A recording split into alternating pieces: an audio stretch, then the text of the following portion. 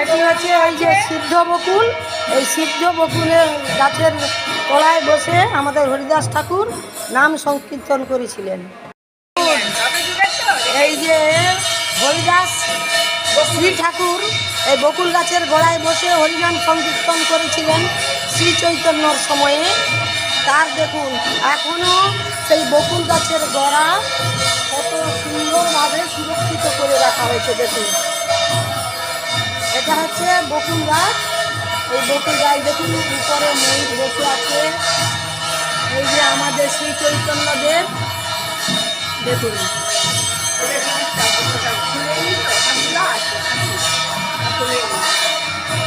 এই দেখুন আমাদের সব ভক্তরা বসে আছেন।